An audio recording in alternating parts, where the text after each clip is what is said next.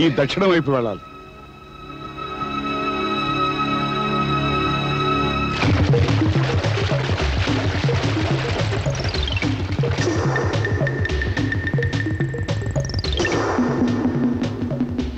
ఈ డింగునాయల మేయర్గాడి మనిషి వీణ్ణ మేయర్గాడు చంపడం. ఆ భరత్గాడు వాడి బాబు చంపి ఉండాలి. అయితే వాళ్ళు ఆ రంజిత్ గారిని కూడా లేపేసి ఉంటారంటావా? శవాన్ని కనుకో చెప్తుంది. నన్ను అడుగుతావేంటి? అసలే నేను కన్ఫ్యూజ్ అయ్యుంటే. మొత్తానికి ఈ దారి వెంట వెళ్ళుంటారని తెలుస్తుంది. అది ఎవరైనా చెప్పగలరా సొంట? వాళ్ళు ఎటు వెళ్ళుంటారో చెప్పాలి. అవిగో నీళ్ళ మీద అడుగులు, చిచి గట్టు మీద అడుగులు. ఆ నాయాళ్ళు ఇటు వెళ్ళుంటారు. పదండి పట్టుకుందాం.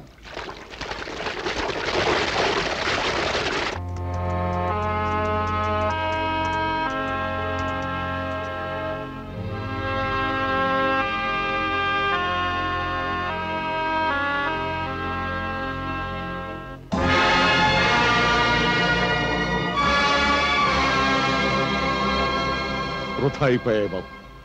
ఇంతకాలం నా తపన, ఇంత దూరం మన ప్రయాణం వృథా అయిపోయాయి. ఇప్పుడు ఆ సంపద దగ్గరికి మనం చేరుకోలేం. నాన్నగారు. అవును బాబు, ఆనాడా పెట్టితో నేను ఇక్కడికి వచ్చాను. ఈ రెండు కొండలను కలిపే ఈ వంతెన మీదుగా అవతల వైపుకి వెళ్ళి భయంకరమైన ఆదిమనవాసులు ఉండే గుహలో ఆ పెట్టెను భద్రపరిచాను. పరాయి వాళ్ళు ఎవరు కనిపించినా రక్తం తాగే ఆ నరరూప రాక్షసులు ప్రాణాలతో వదలరు. అందుకే ఆ పెట్టె అక్కడ భద్రంగా ఉంటుందనుకున్నాను. కాలగమనంలో ఈ వంతెన కూలిపోయింది. ఇక ఇప్పుడు మనం అవతల వైపుకి వెళ్ళడమే కష్టం బాబు. నాన్నగారు, ఈ లోయను దాటి వెళ్ళి ఆ పెట్టె నేను తీసుకొస్తాను. బాబు, ఆ సాహసం ప్రాణానికే ప్రమాదం.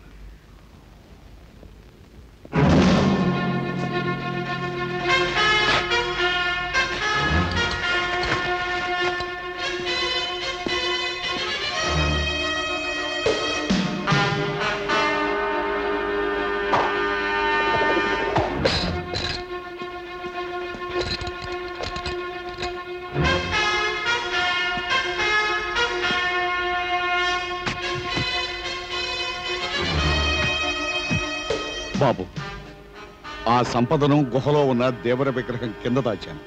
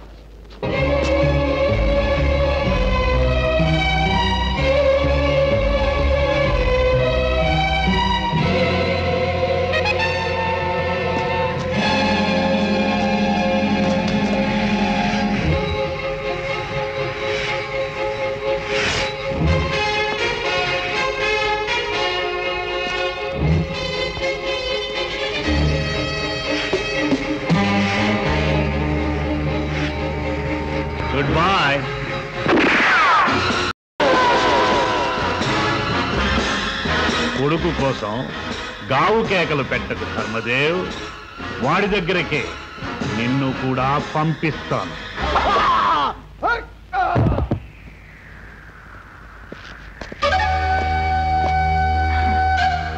నీ బిడ్డ ప్రాణాలు దక్కాలంటే తుపాకీ కింద పారే.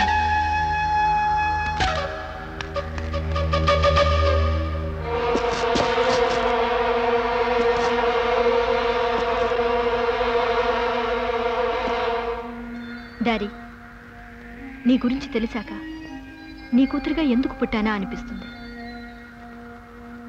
నిజంగా నీకు నేను కావాలనుకుంటే ఇప్పటికైనా మనసు మార్చుకుని మనిషిగా బతుకు డాడీ. మనసు మార్చుకున్నా మడిసిగా మారినా వీడు బతికే అవకాశం లేదు.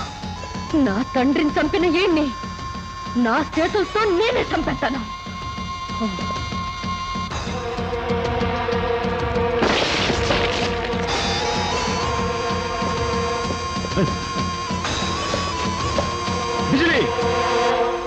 అతను చావడానికి వీల్లేదు. మా అయ్య ఆత్మ శాంతించాలన్నా, నా పగ చల్లారాలన్నా వీడు సత్య తీరాలి బాబు. నా తండ్రి నిర్దోషం నిరూపించబడాలంటే అతను బతికుండాలి బాబు. జరిగిన నిజం లోకానికి తెలియాలంటే మిగిలిన సాక్షితనొక్కడే చంపొద్దు.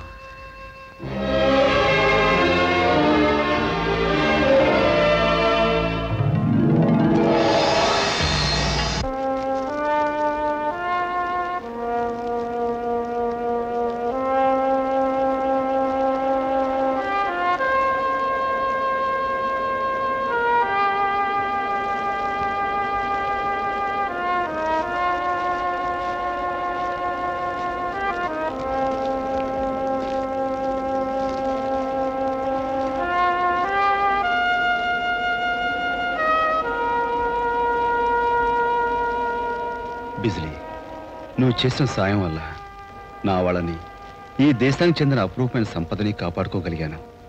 ఇందుకు బదులుగా నువ్వు ఎప్పుడు ఏదడిగినా ఇచ్చుకుంటాను. ఏదడిగినా అయితే మాట తప్పునని ముందు మాటిచ్చుకో.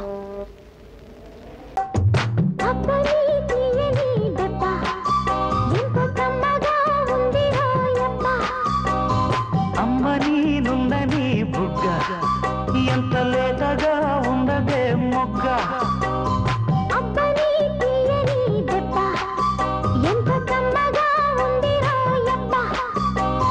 వయ్యారా